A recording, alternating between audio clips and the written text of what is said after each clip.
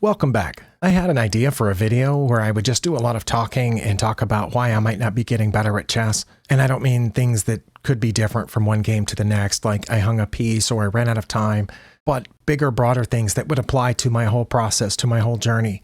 And I made a list. Hopefully it's popped up here. But instead of me just talking about it and having a list on the screen, which would be pretty boring, I've decided, you know what? I'm just going to try to play some Blitz games while I'm talking about those things. And I might lose the Blitz games because I'm not very good at chess. But let's just click play. And I'm going to be looking at the board and maybe glancing at my list every now and then. And I'll just do my best in these games while I talk about these things.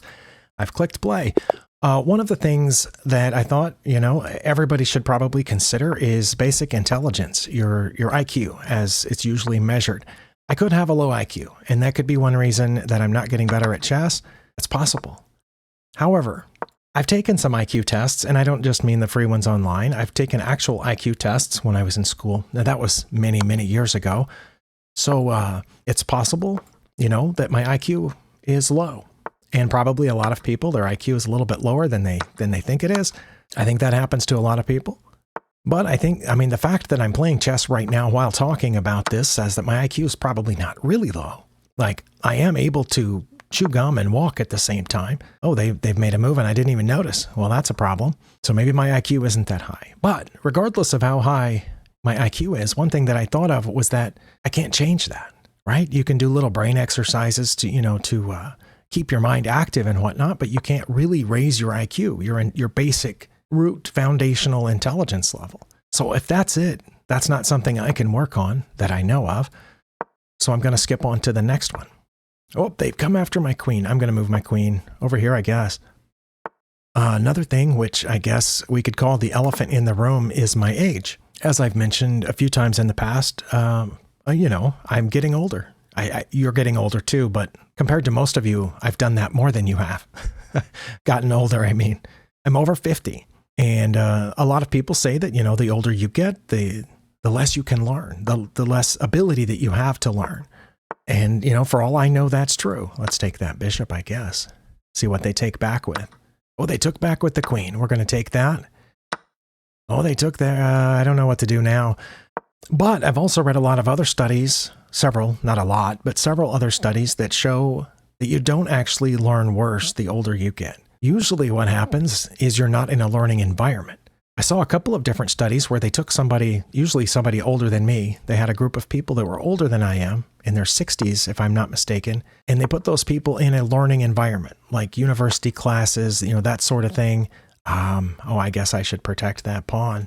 And after a certain amount of time, those people's ability to learn increased, and almost to the level of university students. So I don't think that it's age, although it very well could be. But moving on to the next things on the list, there are things that are related to age. Oop, they've gave up that rook for a knight. And I'm not sure what to do about that.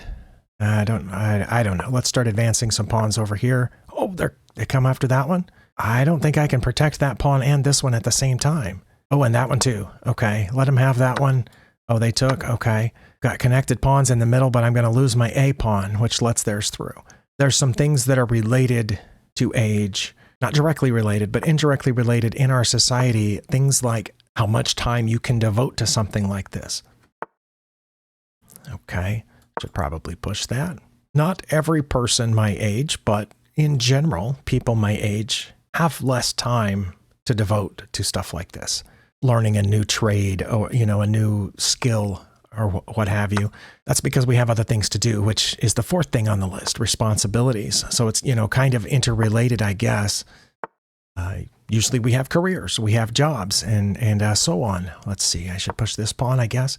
A lot of us have kids or spouses or, things like that.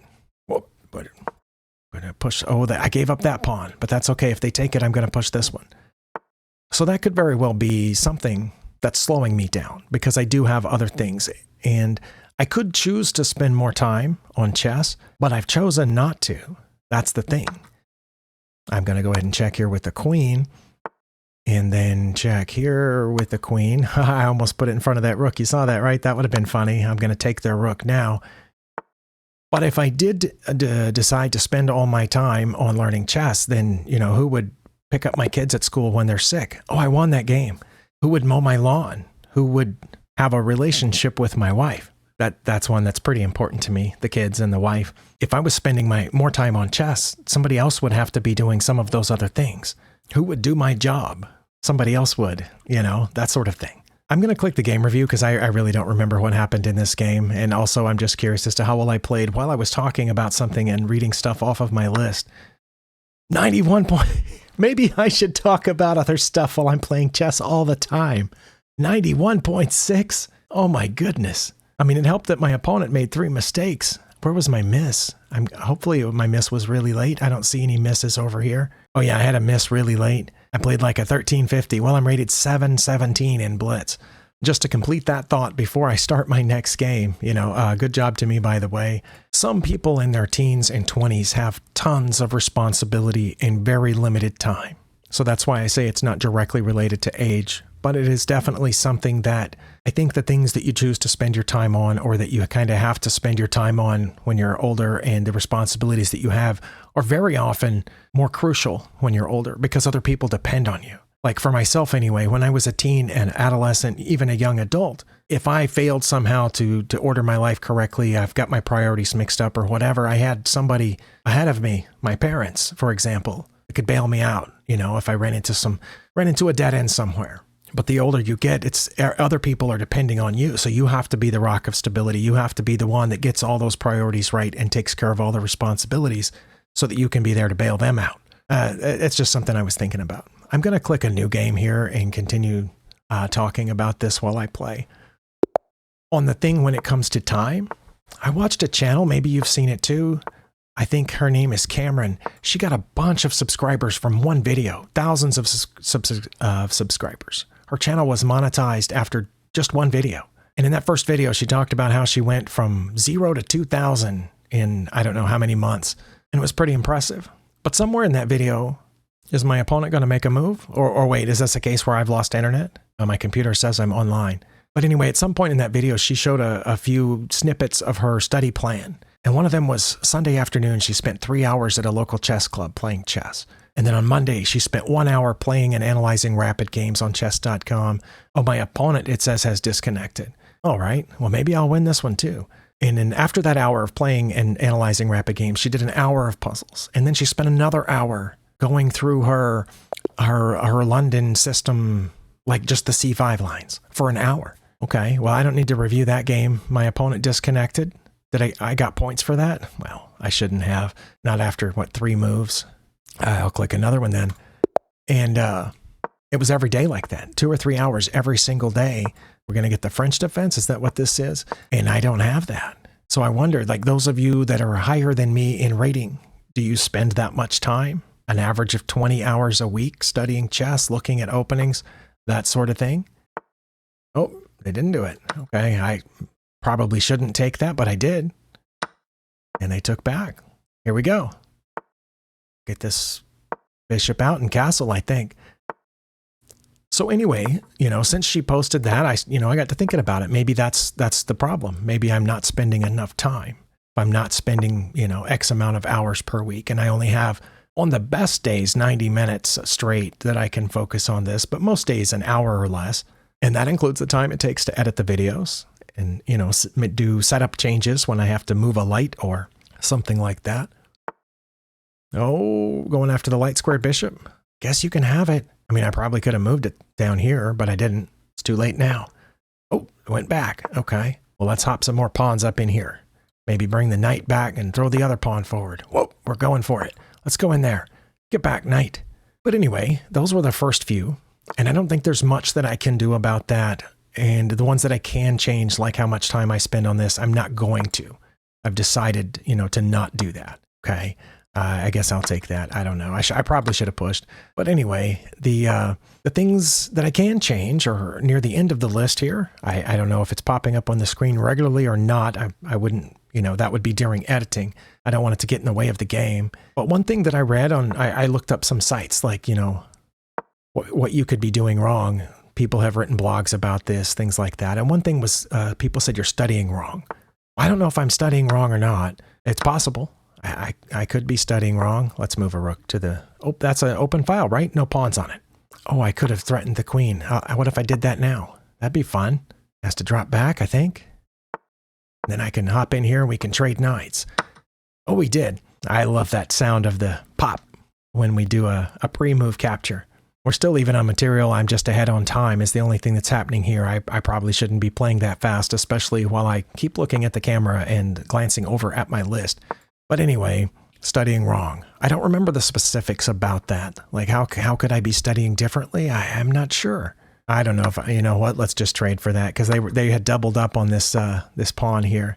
I don't know what we need to do. Do I need to push this pawn or this one? I can take that pawn now, I think. I could probably also just play around and like threaten their rook or something. Or maybe move this rook over and start advancing pawns like that. I probably am studying wrong if that's what we're calling what I'm doing, the studying.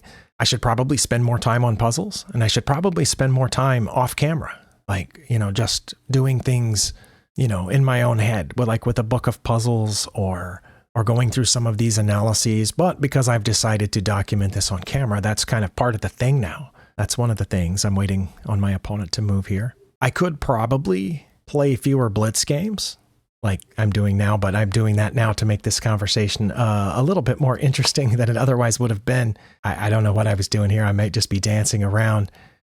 Yeah, I think I'm just dancing around. Just trying to run my opponent's time down. But yeah, I could play fewer Blitz games and instead use that time for puzzles. A lot of the times when I do play Blitz games off camera, it's just because I just had a few minutes. I have a few minute gap between, one activity or another. Where's that going? Oh, we want to trade bishops. Okay. They're going to get this pawn. Darn it. But I can check them. Is that good? Hopefully that's good. They have to block with the queen. Well, let's take it. And then, oh, I got that rook. I think I'm winning. But yeah, so I play Blitz a lot of times when I just have a minute here or a minute there, and I should probably be playing puzzles instead. Maybe puzzles on Lichess, that sort of thing. Oh, I win the rook for the bishop. That works. I like that. Oh, they resigned. Wait, did I just win 3 in a row? Okay. But anyway, yeah, I could probably spend those little snippets of time better throughout the day. And that's in addition to these 1 hour blocks that I was talking about earlier. Let's run the game review on this one just out of curiosity. That was actually kind of fun to just glance at the board and make a move while I was talking. I didn't play that one as well as I did the first one. In fact, my opponent had an advantage fairly late here, but I think they were running out of time, so they started getting frantic. But other than switching over those few snippets of time that I sometimes just fiddle around with Blitz or bullet games and switching those to puzzles, I don't know how I could spend my time better than I am. I think I'm doing a pretty healthy mix of playing games and analyzing them, like rapid, classical, daily, versus puzzles, given the short amount of time that I have each day. The last 2 things, I'm not going to play another game because, we just did that. And I'm about to end the video. I just wanted to mention some other things I found on blogs that people had written. One was going it alone, and that's definitely a problem I have. I've tried to, to get my kids interested in it. And I got my son to a point where he likes to play chess sometimes, but he just doesn't have the drive to do it all the time like I do. And my wife is smart enough that I know if she spent an hour a day like I do, playing chess and analyzing games and doing puzzles, within 2 weeks, I think she would beat me 95% of the time, especially in faster games. She has a mind like a steel trap. It probably wouldn't take her long to memorize the 10 most popular openings out to 20 moves in several variations each. Believe me, I'm not exaggerating. I've seen her learn things that fast and recall them close to photographically months or years later. But she's not interested in chess.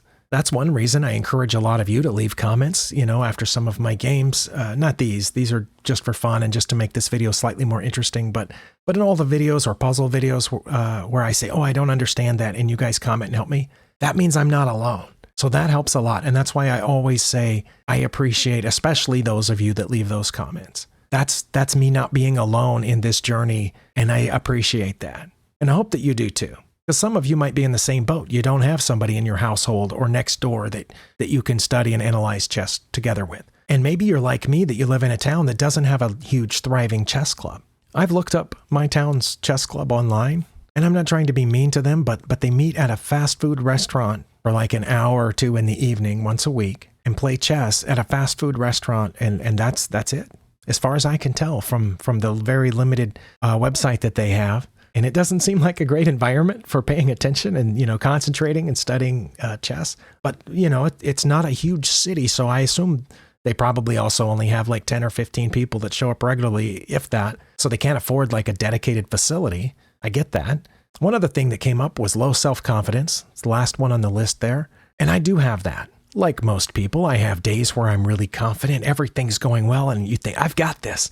And, but then other days it's like, oh, I don't know if I can do that or not. Mine tends to, on that cycle of going back and forth between slightly higher, slightly lower self-confidence, mine tends to stay more on the lower edge. I very often will say something like, I'll try to do that. I think I can do that. Or maybe I can do that, instead of being certain like some high confidence people. So that might be a problem too. Maybe I need to work on that. When I first got back on chess.com a couple of years ago, I had a higher self-confidence when it came to chess because I had beaten most, if not everybody, I had ever played against in person, and most of them fairly easily. So I came into this thinking that's what would happen here, and it didn't. A lot of it's been caught on camera here. I get destroyed sometimes, and I don't understand why a lot of the time. So yeah, my self-confidence took a little bit of a hit there, so that might be something that I can work on too. So like I said, the first 4 on the list, I'm going to have a hard time doing anything about that. If I've got a lower IQ than I think I do, I'm stuck with that for the most part. And my age, if you find out a way to reverse that, let me know. But the time that I have available for this is limited. The responsibilities that I have are by choice, not going to be given up. And even when I have the hour that I can sit here and devote to chess, even when I'm playing a live rapid game on camera, I have to have my phone on right here because I have people that depend on me. If one of my kids is at school and gets sick or something, I have to know, and I would have to cancel the video and go pick them up and take care of that, right? And that's all, that has to be on my mind the whole time, taking just a little bit of my focus away from this. Same thing, my wife might have a flat tire, all kinds of things. And then the rest of the time that I'm not playing chess, I have to focus on those things. But I can change the way that I do spend my time. And I mentioned doing puzzles instead of Blitz games. When I have those few minutes at different times during the day, I can maybe make more of an effort to have other real life person go over some games with me or, face-to-face games. Maybe I'll go to that fast food restaurant and see if some of those local chess club players, have something that they can work on me with. That's what I almost said doesn't make sense. I'm not very good with first encounters with strangers, so that just feels awkward. And maybe you understand what I'm talking about. I don't know, maybe you're one of those people that's very gregarious and immediately just becomes best friends with somebody you've just met and you click. And even if you don't, you're the kind of person that makes it work. I'm not that kind of person. I'm awkward and slow, and they'll say, how's it going? And I'll say, thanks, you too, right? Have you done that? I do that a lot. I do that with cashiers sometimes. Whatever they say, I'll say the wrong thing back. And then I'm like, oh God, I'm an idiot. Maybe the low IQ thing comes into play here, but maybe I can do that. Maybe I can push myself to meet up with them. Maybe just try it once. Never have to go back if I don't want to. And the low self-confidence thing, I don't know that that's going to change much until I actually start getting noticeably better and it's reflected in the ratings. But anyway, let me know your thoughts on these 7 points, or if you have an 8, 9, or 10, let me know. I would appreciate it, as always. And thank you for spending your time here and being a part of this very small but slowly growing community. I'll see you next time.